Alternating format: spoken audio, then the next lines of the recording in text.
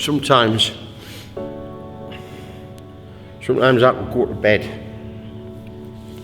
and I'd wake up the next morning and I would be under the impression that I'd slept the night through, but I was aching all over, every muscle was hurting, and my partner would inform us that I hadn't slept the whole night through, that I'd been sat up in bed shouting and screaming, fighting, shouting in strange languages and God knows, and I can't remember that. And there's other times when I've woke up and I've known, or I believe that things bad have happened.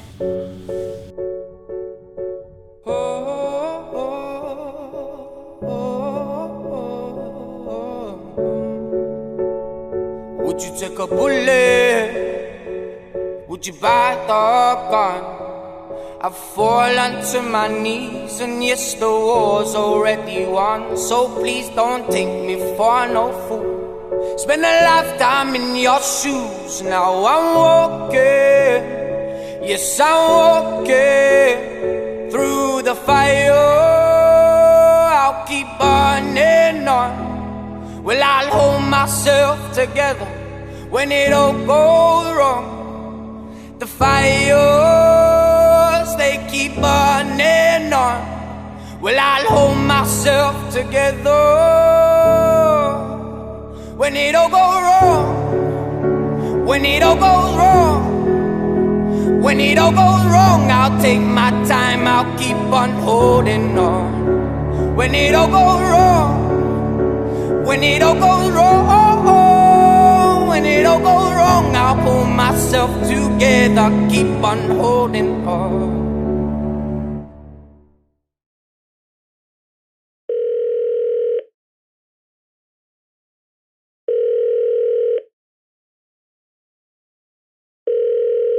Alright, man. So, I'd sort of suffered some trauma in the army, not really realised. And then my friend committed suicide. So that really sort of shook us, and I sort of had the symptoms of depression and what have you. So I'd went to the doctors and sort of asked the doctor for help for that. And then after sort of going through therapy and meeting psychiatrists and psychologists and stuff, I was diagnosed with post-traumatic stress from when I was actually in the army, from what had happened in Northern Ireland. The worst part of all of this, the worst part of everything that's basically happened to us was my dad dying in front of us. I gave him CPR and it didn't work. He was already dead anyway. The paramedics have told us that, but it didn't stop us from feeling guilty that I couldn't bring him back around. From that day then, I thought I was going to just start and get a job where I helped people because I hadn't been able to help my dad. So from then I went and volunteered at a homeless charity in Sunderland. Out of that, I came across quite a few veterans that were in the private hostels in Sunderland that weren't getting any help. They'd just been basically dumped there. So I decided it would be good if I started something that helped these veterans. So that's when I come across the idea of setting up Veterans in Crisis.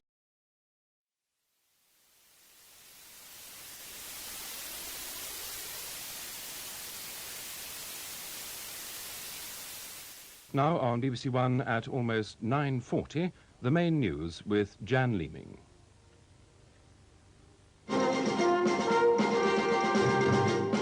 First time I decided I was definitely going to join the army was the Iranian embassy, when I seen the SAS storming the embassy. That was just as soon as I seen that on the telly. It's not like now when you've got Sky and there's news on every 2 minutes. That was like just a once in a lifetime thing to see, and that just made me think, yeah, I'm definitely going to join the army, be in the SAS. Never worked out like that. Yeah, it was great, man. It was like proper action man stuff, when I jumping through windows, shooting people. Brilliant. I joined the army basically because I was a child in the 70s, after the miners' strike and there not being much money around. I mean, we weren't too bad because my dad took his redundancy from the pit just before the strike, so we weren't as in bad poverty as other people, but whole communities were destroyed. Like, I mean, still people now can't stand Margaret Thatcher, can't stand Tories for what happened.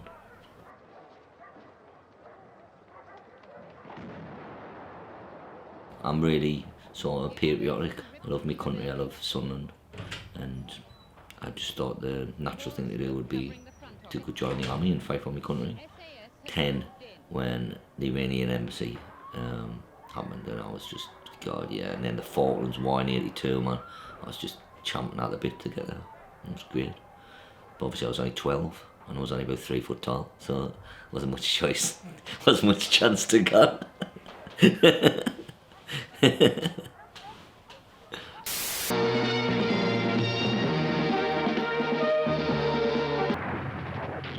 The infantry are now carried in fast armoured personnel carriers, giving them protection and mobility. In the Chieftain, we have the finest main battle tank in the world, conceived years ahead of its time. Its accuracy of fire is phenomenal. I used to just love being on ranges where I got to fire the tanks. I always used to say, this is me getting my tax back. It's like my tax return. Just firing off loads and loads of rounds and having a good time doing it. I'm Baz, and I joined the army in 1979, the year after I left school, and came out the army in 1994. It's like a big family. When you're in a tank regiment, we recruit from the northeast. So even when you're on leave, you're always at one mate's house or another, or they're at your house. Has to be stopped. In addition to our tanks, the British... You meet friends that you'll never forget. You go through a lot of crap with that person. I think that's what's bring you closer to that person. You've gone through a lot of shit. You've seen stuff. I mean, I've spoken to my civvy mates, talked about stuff that I've done in the army, and they've turned around and went, no, you haven't done that. As a civvy, they don't understand what it is to be, you know what I mean, in the army. It's like a brotherhood, a bond that you'll never forget. David Dunn, I was in the Royal Artillery for 15 years, joined in 92, got out in 2007. Northern Ireland, Bosnia, Kosovo, UN, Cyprus, Iraq, Afghanistan. I think that was it, yeah. I did 9 tours in total. A medium-range line-of-sight weapon, it can be mounted on vehicles. First of all, my name's not Bob, it's Steve Ope, but my name, I was Bob. Is it on now, like? My name's Bob, except that's my real name, Steve Ope. But when I bump into any army lads or say any army people, they only know us as Bob Ope. So sometimes I'll be walking through the town or whatever, and I'd hear Bob and not turn round, and vice versa. I could be with army people and hear Steve and not turn round because I'm used to Bob with the army and Steve in civilian street. I joined the army in 1972 as a 16-year-old at Shrewsbury Sir John Moore Barracks.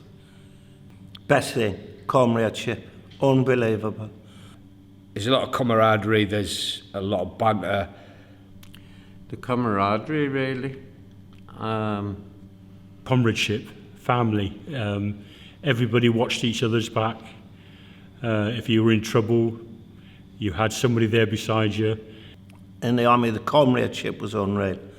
Absolutely unreal. And I mean, you're talking 79 to now. I'm still good friends with people I serve with from all around the country. The best thing about the army was the crack with the lads. It's really good. Laugh every day, even in the really worst situations. And that set me up for the way I am now. All the way through my life, anything that's really bad that's happening to us, I always try to see a funny side of it. I'm probably say the wrong thing all the time. However, I think it's funny. And it cheers me up, so.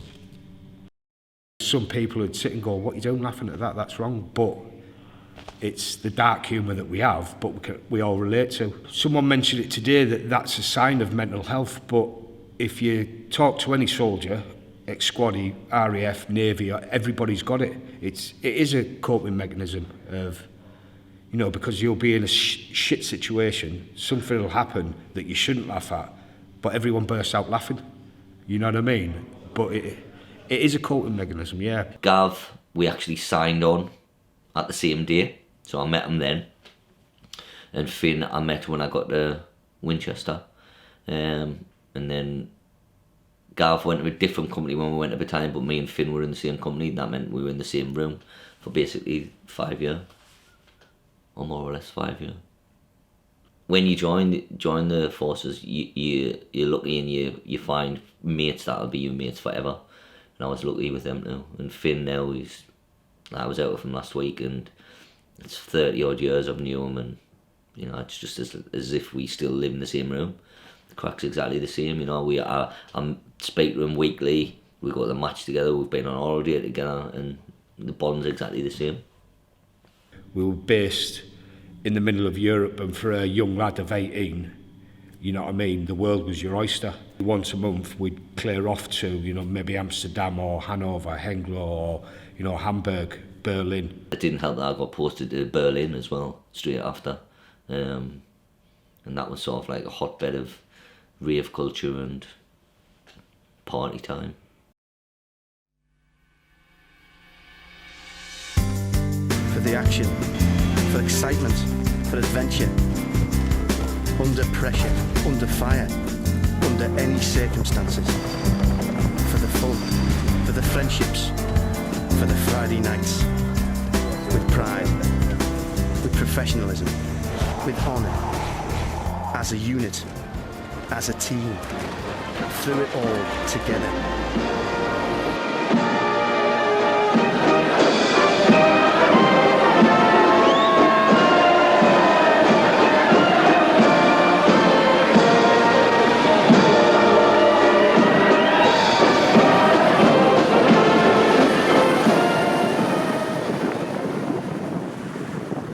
So, after getting diagnosed with PTSD in 1994, I sort of took stock of my life to think, was it the incidents that happened in the army that actually took us down this path, or was it perhaps the other things that I did in my life, like the alcohol and the drugs? I think, if I'm honest, it's probably part of everything altogether, and it's not just the incidents that I've seen in Northern Ireland or the things that have happened to us through my life. I think, to be quite honest, it's probably the drugs and the alcohol as well has contributed to my mental health problems. Being stuck in a house by yourself gives you time to think really horrible thoughts, which led me to be drinking a lot, led me to smoking weed a lot, and taking prescription drugs, which was worse than the other two, to be quite honest, because I was taking that many different prescription drugs for the pain I was in. Left us in a terrible state.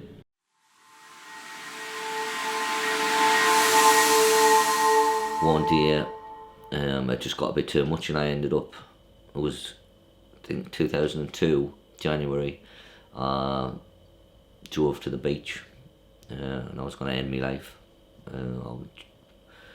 I went to the pier at Roker. I stood there. It was really raining, windy, the waves were massive, and I was contemplating jumping in, and bizarrely I wasn't thinking about doing it. I was thinking about how cold it's going to be when I did it, and that always sticks in my mind. And then two young women, so it might have been girls, young women, walked past and just said, "Are you alright?" You know, and that sort of snapped us out of the feelings that I had. So I managed to walk away from the pier, get in my car, and I was crying to myself, and I thought I'll go to my nephew, Peter, to his house. So I went to his house and I knocked on the door, and quite funnily he'd had a power cut, and he opened the door with the torch underneath his face, like as if it was in a comedy film, and then he just went, "What's the matter with you? You puff, are you stoned?" And that just made me just come back and all, and I realised that, you know, that sort of episode I just had there was sort of a psychotic episode where I wasn't thinking properly, and I'm glad I never did it. You know, I'm really glad I never did it. But it just shows you if that happened to me, it happens to lots of other people, and it worries us that people haven't got anyone else to go and talk to, haven't got anyone that can phone. If you're alone like that and you're isolated and you've got them thoughts, you know. Although my nephew was quite blunt and funny about it, at least I had him to talk to him about it, you know. Being a veteran, you're quite proud and you don't want to show weakness and stuff like that, so I masked my mental health problems for years, trying to be Jack the Lad, smoking weed, being off me nut all the time. But people only see you when you're out and you're on stuff and you're sort of the life and soul, but nobody sees when you're at home on your own, thinking of basically thinking of dark thoughts, you know.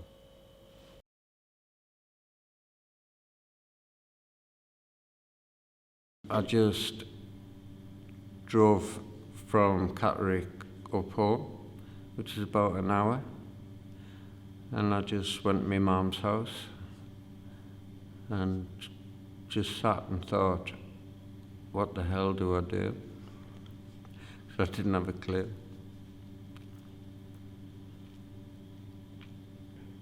I thought as a sergeant that my voice would carry it, but it didn't. You were just like, yeah, shut up.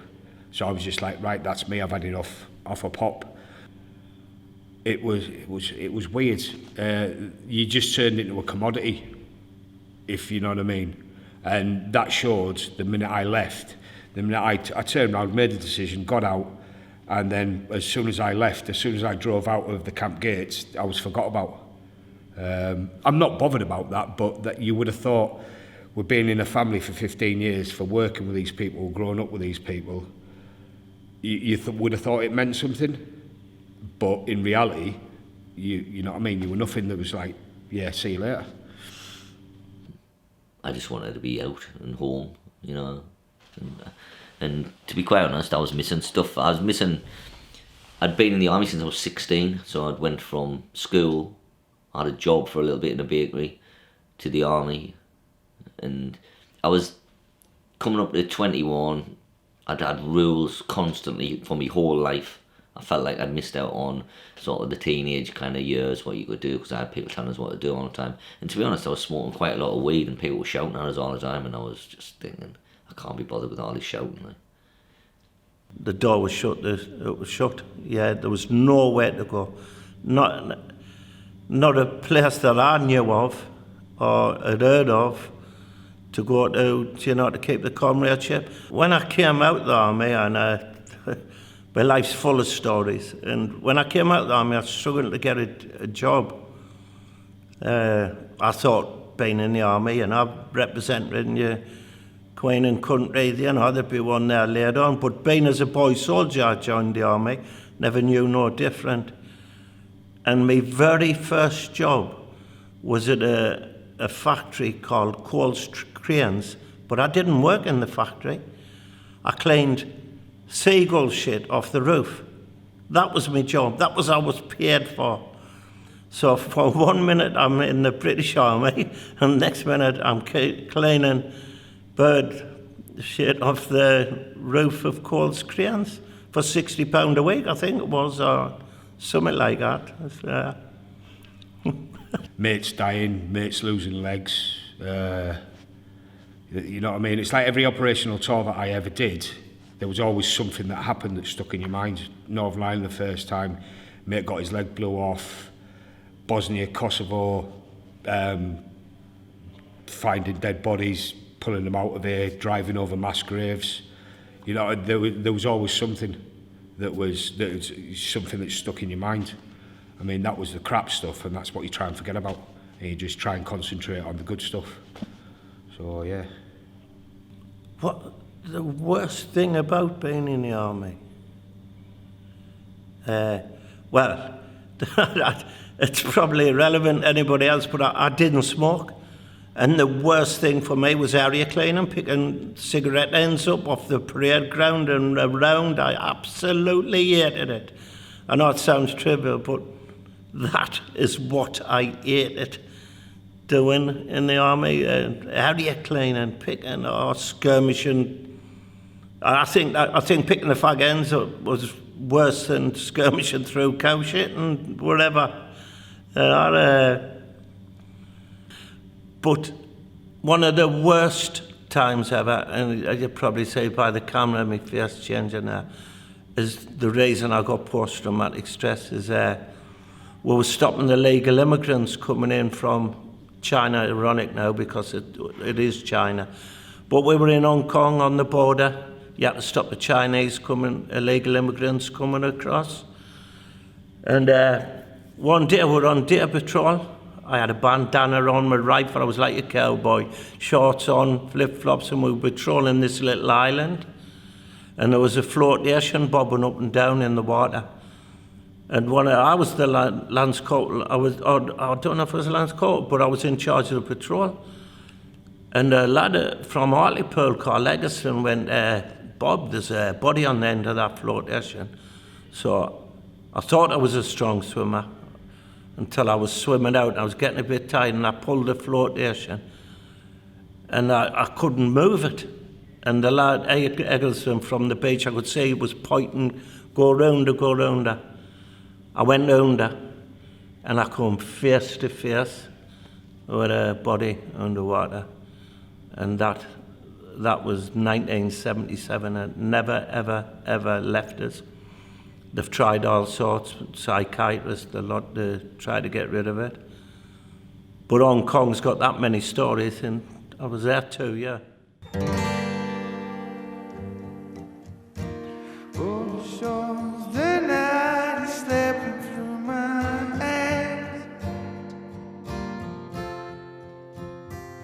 I fall into the sea like the empire built on the sand. Eight lads got killed. I was on the bus that got blew up. But luckily me and Finn and a few others got off about half an hour before. And we were in front in the transit van with the bags when the bus got blew up. So I've suffered a lot from survivor's guilt, but I think that came from nobody speaking about it. I was only 18 and I never really spoke about it to anyone. I understand it's different in the army now, but like nobody ever spoke about it. Me and Finn never speak about it now, 30 odd years later, we never speak about it to each other. So I think that could have been sort of not put to bed, but it could have helped everyone's mental health by talking about it. But this is things that I know years later. At the time I was an 18-year-old kid. Like, I'd just seen 8 people killed, you know. The bloke I shared a room with, he died, I had to pack his stuff. And then I had to go, it was first thing Saturday morning they read out who died. Saturday afternoon I packed all his stuff. And Sunday morning I went to South Armagh to dig a trench, so. And I stayed in that trench for 3 weeks. With basically just thoughts of people who were dead, you know. And I understand I joined the army for all that sort of stuff, so I've got no one to blame for myself because I volunteered to do it. However, with hindsight, it would have been better if perhaps somebody took you to one side and spoke about it and said, hey, alright. But nobody ever did. So I think I carried them scars. And the survivor's guilt, and then when my friend killed himself, I'm not sure if he killed himself because of that or because of all the drugs we were taking. But the fact that he didn't ask for help from me makes me think guilty about that as well, you know. So don't walk away, love. There's never enough that could make me crash on the broken glass. Let the storm rage. I die on the waves, but I will not rest while love lies there in the water. To put it mildly, a shock to go from the army into City Street. I felt so alone by myself. I didn't know what to do, didn't have a clue. Curtains were always shut. I hardly ever went out other than to buy booze or get more cash. I had no contact with anybody. I was not opening mail. It's probably thousands and thousands of other ex-buddies have gone through, and I was not good. All I really wanted deep down through my depression was to turn the clock back to my army days, because I felt it's the only time I felt totally whole, you know, in one piece.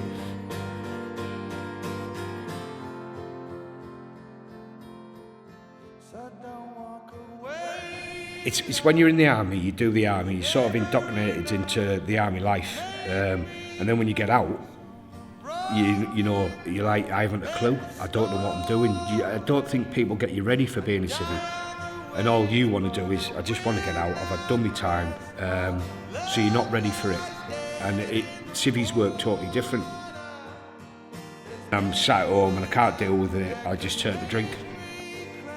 I always thought I was the only person to deal with this sort of thing, and drink was my way of getting out of it. I think that's because of being in the army, work hard, play hard, and that, you know, it was always drink, you know what I mean, work, and then you'd have a drink. So I was just sitting at home, going to pieces at the smallest thing.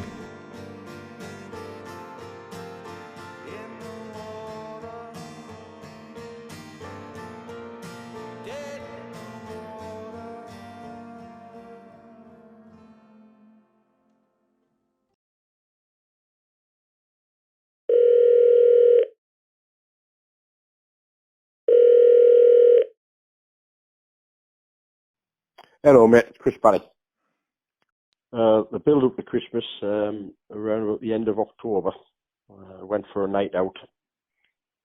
Something happened in my head, I don't know what.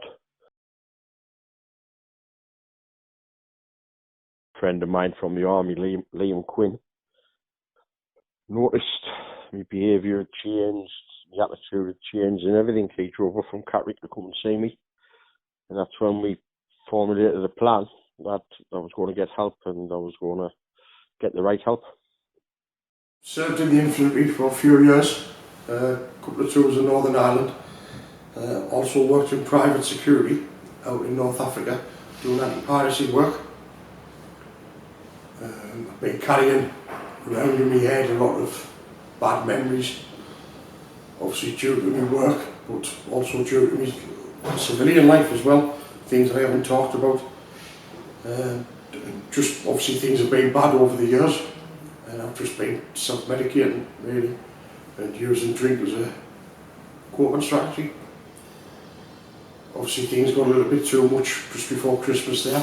I ended up under the care of the psychiatric crisis team, and that's when obviously I got in touch with yourself, obviously start asking for help.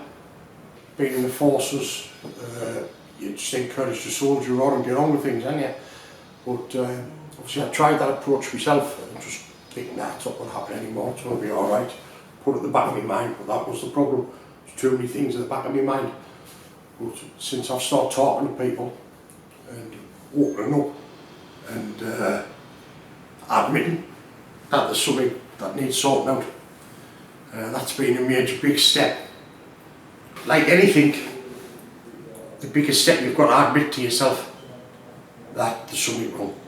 Whether you're drinking too much, whether your people around you are telling you, and combat stress, they won't come to you and ask if you want help, you've got to go to them and say, look, I need help. So really in a way you refer yourself to them personally.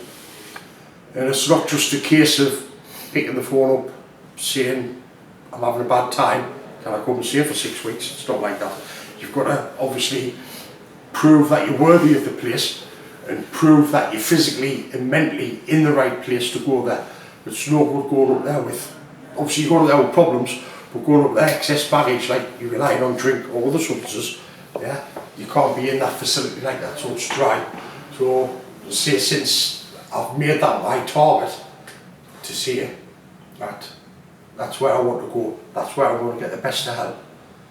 I've stopped drinking altogether. I haven't had a drink now for nearly 100 days. Not a drop. So the drinking itself is depressing. So I think because it becomes that much of a coping strategy, that takes away the fears or the demons or whatever problems I've got. It masks it, but as you know yourself, after a short period of time, it emphasises the problem more. I don't class myself as a veteran the same way as I listen to all the lads' stories and all of their times in the armed forces. I never do. Like I keep on saying to Chris and Ger, like I don't feel like a veteran, and they guarantee me I am. So I was 9 days on the streets, covered in shit and stinking of drink and cold, hungry, fed up. Just at the end of my tether, just wanted to die. Like I just really did. And I went to housing one Monday morning, and they asked us to go up to the bases at church to get something to eat and drink and then go back down. One of the questions I was asked is if I'd ever been in the military, and I said yes, I tried it. And she says, I know a man called Ger. She went, I'll give him a ring if you want. And I went, please yourself, like, and she was dog shit. He came up within an hour, filled out some papers. He asked what my regimental number was, 25070512. He took us back down to the housing. He stuck with us for the best part of 3 hours, maybe more. And within then 3 hours, he found us an accommodation. I started with basically a £10 pay-as-you-go mobile phone and a bit room in an office. That was it. And full of self-doubt, thinking, well, why is nobody phoning us? And then I realised that I hadn't given my phone number out. So from that moment, I went round and handed my phone number around to people, different services in Sunderland, and by the end of January, I had 20 clients.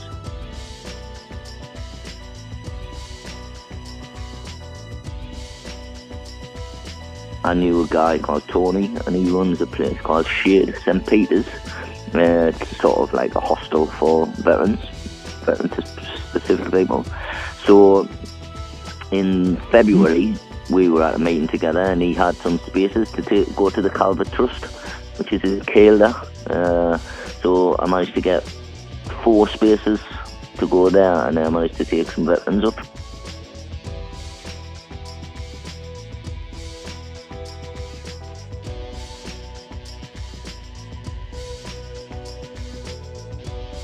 It was brilliant, a brilliant feeling, because it was like being back in the army again, in a way.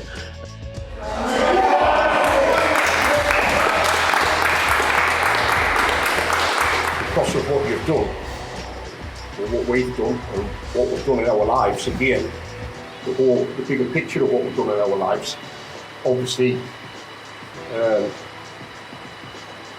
to me, that qualifies you more to be able to advise people, to be there to listen to people, to be able to talk to people and relate to their situations, you know what I mean? Because you've been there and done it. Well, that was the whole thing of me setting Veterans in Crisis Sunderland up. Or when I was ill years ago, I didn't have anybody who was a veteran who came and said the same things. Yeah. So I feel that and use my experience, and not just me, the other veterans that are part of VICS can use their experience. And veterans like helping other veterans. When you're sitting, you're talking to somebody who's been to college, university and stuff like that, they can nod their head and they can advise you on this, but they've never seen things through your eyes, they've never experienced things through your mind. So when you sit, you feel the difference. When you sit and talk to a veteran, you can relate. You might be suffering from different things, but however, when somebody talks about the way squaddy, it deals with it, you can relate to that, or you might say, well, no, I'll try and overcome it by doing this. And you bounce ideas around the table, and it works. You do feel like you can talk. And I find as well, like black humour, what squaddies are, like that's just great, you know what I mean? We've got a lad here today with no legs, you know what I mean? He's laughing about it, you know what I mean? Yeah. So, as I say, it's to get the sense of humour. Having to drink so early in the army played a massive part in me drinking so much, because I would never have drunk as much. I think, again, being in the army, drinking goes with the territory, doesn't it? Since I've left the army and I've become more aware that I've got mental problems, issues, again, I'm not blaming that just on the army. It could be things I've done before I joined the army, or things I've done since I've left the army. Things in my mind, in my head, to hide from them, I drink. Some people might get violent, some people might take loads of drugs, some people might try to kill themselves. All different ways that people try to cope with what's going on in their head. Because what I found is, when I was drinking and my back was bad, I was taking so many painkillers, then I was having to take things to keep me awake, I was smoking weed, you know, because I didn't have that sort of setup where I was doing stuff to keep me straight. See, if you're occupying your mind, a lot of lads leave the army and they're not institutionalised, but they're that used to being in a routine, they're that used to somebody telling them what to do, when they can do it, when they can have time down and do stuff, or when they've got to, you know what I mean, when we go for work and stuff like that. So they come out of the army and they've just got all this time on their hands. Yeah. So they'll either hit the drink, but then they've got the worries of where in the forces, basically all you have to do, all you have to pay for was your drink, a new pair of jeans or something. Yeah. You know what I mean? The bills are paid for, the food was on the table for them. Now lads come out of the forces, they've got to deal with all that. Some lads have been in there since 16, boys soldiers, for 25 years, then all of a sudden coming out and getting hit with things like council tax bills and bank charges and things like that, you know what I mean? And it does become a bit too much for people. Yeah, and you'll see some people just can't cope with that. When I understand that you really fancy volunteering for veterans in crisis. At the minute, while I'm not able to work, not wanting to, I've been told not to work until obviously I've been diagnosed with PTSD. I know there's a lot more people out there like me, and so while I've got time on my hands, I've decided to do a mental health awareness course and a counselling skills course. So once I feel that I'm better, I think I could bring a lot to the party and put a lot on the table to help other people. Can I ask you, because this is the way I felt, when I first had mental health problems, I felt embarrassed, so I wouldn't talk about it.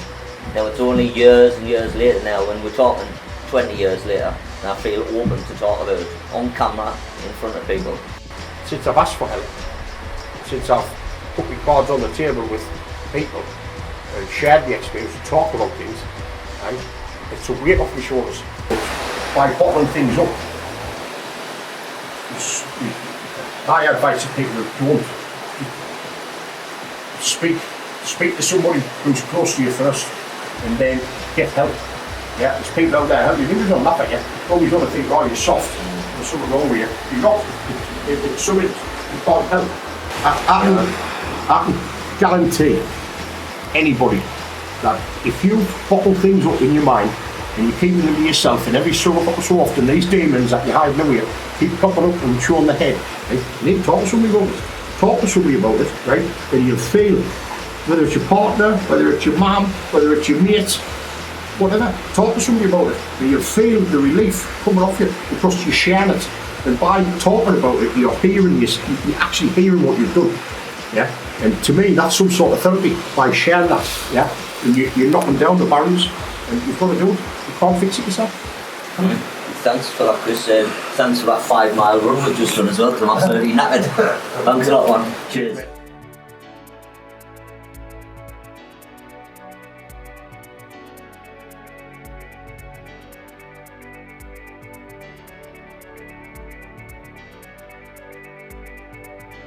From starting off VICS, we started getting basically help from everybody. Any person that I've asked for help, given us help. So, I mean, working with the CCG, the GP Alliance, working with Glory has been brilliant because it's opened so many doors. So I've got Jessica and the council.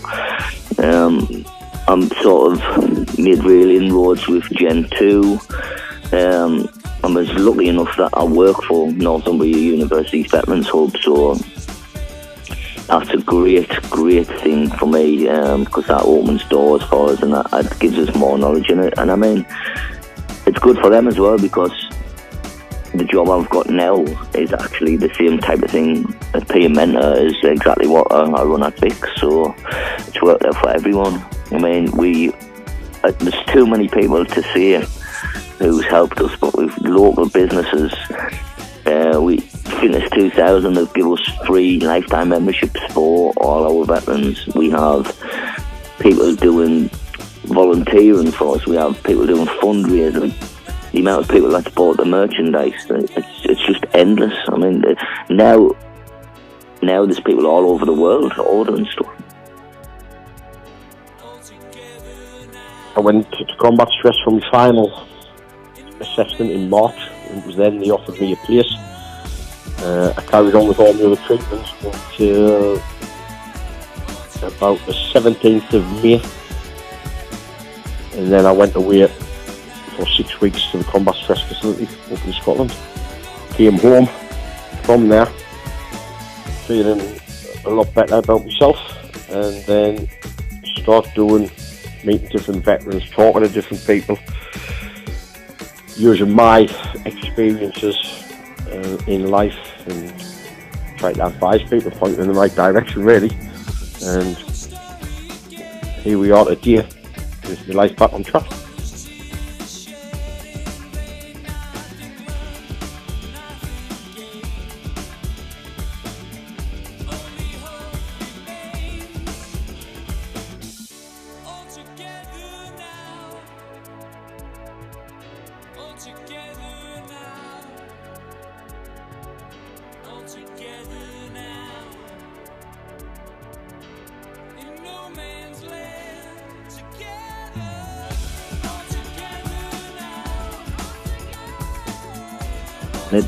This whole thing wouldn't work if it wasn't for the people of Sunderland. From the man in the street to the top of the council, every single one of them has been so helpful. It's brought the whole community together. I mean, I feel like the whole of Sunderland's behind us, to be honest.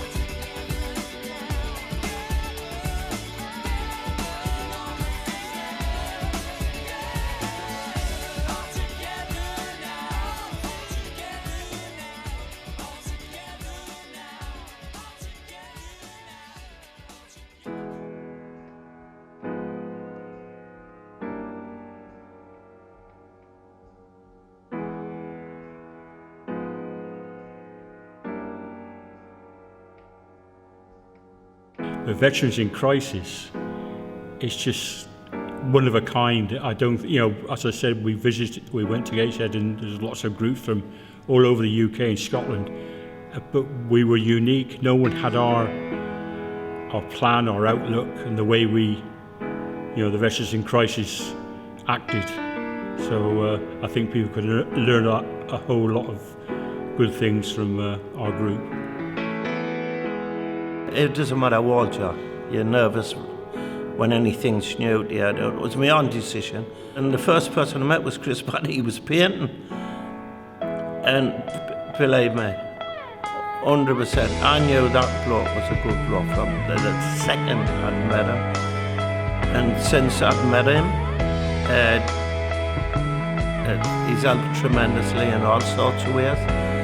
Joe wasn't there at the first hour. The first half hour when I got there, but he turned up, and as much as it was their lives were chaos, trying to get officers sorted out and everything, they had time for you. They sat down with you, even though it was absolute chaos, because they were trying to get officers sorted out. As I say, they were painting it, they were doing this, they were running backwards and forwards. I've always got time for you, and that's the biggest factor for me personally, that they had time for us. I think it's a massive help to sort of readjust to becoming a civvy. I mean, you'll never be a civvy, but Chris and Ger know what they're doing. They can help people. Lads that don't know how to do this and do that, and then obviously they're going to get depressed because they haven't got a clue, and then they're going to drink.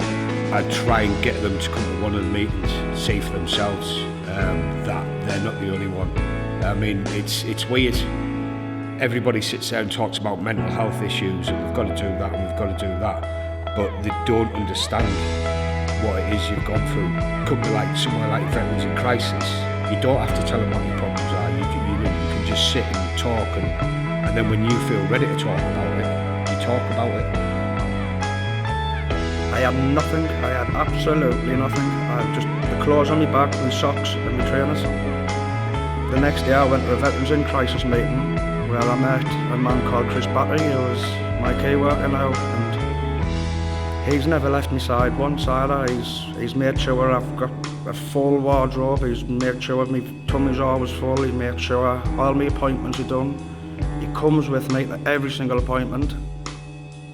Well, he's a bit of a short ass, but he was in the light infantry, so I don't know how he coped, to be honest. Like all that fast marching around with massive pack on, and ring him up, and if I'm going to anything that's completely stressing us out, and he's there for us, and he'll back me up. He knows what I've been through, because he's had his own problems himself. Veterans in Crisis is helping me start to look towards being as well as I was when I was in the army. It took me ages to get going regular to the Tuesday group because I was still anxious about going into a room with some strangers in. But once I got to know the lads, I remember at the end once I said, "Oh, it's horrendous, so we're going home now." And Ger says, "You come back next week?" And I says, "Oh, I'm going to try and come every Tuesday now." And he says, "Good lad, get in." And he felt he'd achieved something by giving me the encouragement to do that, and for me to take it on board and say, "Yeah, I'll really try to keep coming here. All I'm going to do is make more friends." And they're all like-minded.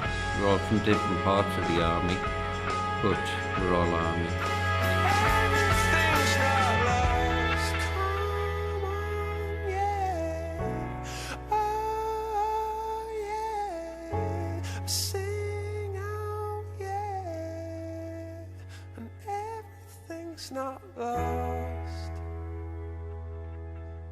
I've never had any support all my life. Like, the only support I had was my mother, and she passed away in 2005.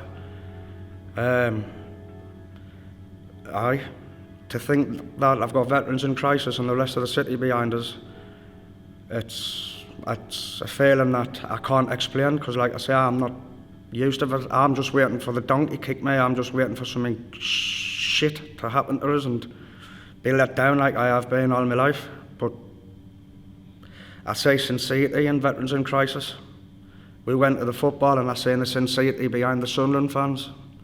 I seen the sincerity when I see people wearing the Veterans in Crisis t-shirts, and to know that I'm part of that group. Fuck the people in the past. This is the future now, and Veterans in Crisis are part of it, and I'm very appreciative. Through dark nights we burn bright till the sun's here, till the sun's here. Through dark nights we burn bright till the sun's here, till the sun's here. Through dark nights we burn bright till the sun's here, till the sun's here. When it all goes wrong, when it all goes wrong, when it all goes wrong, I'll take my time, I'll keep on holding on. When it all goes wrong, when it all goes wrong, when it all goes wrong, I'll pull myself together, keep on holding on.